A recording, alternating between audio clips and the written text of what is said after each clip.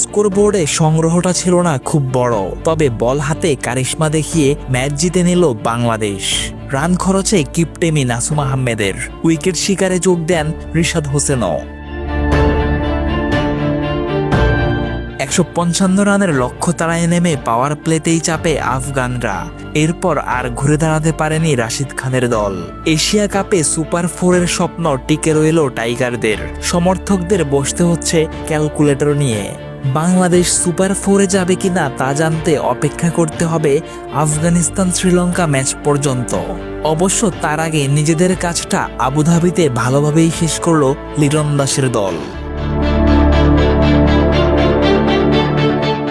দারুণ শুরুর পরও ব্যাটিং ব্যর্থতায় সংগ্রহটা 154 রানেই থামে। তবে বল হাতে টাইগারদের ঝলক।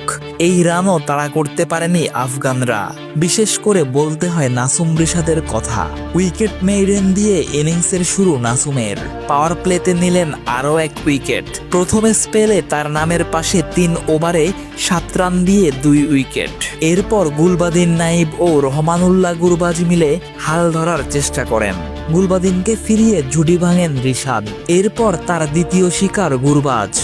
বলের সাথে ততক্ষণে পাল্লা দিয়ে বাড়ে প্রয়োজনীয় রানের সমীকরণ, যা আর মেলাতে পারেনি আফগান ব্যাটাররা।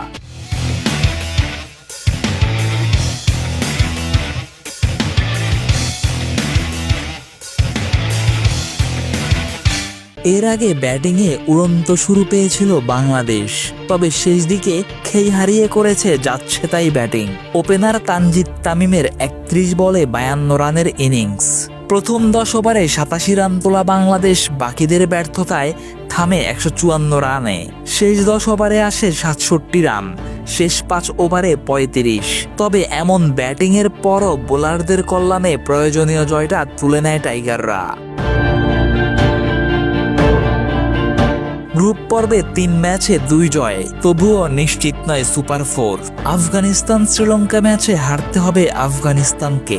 আফগানিস্তান জিতে গেলে দাঁড়িয়ে যাবে রান রেটের সমীকরণ। এখন দেখার পালা টাইগাররা সমীকরণ মিলিয়ে খেলতে পারে কিনা সুপার 4।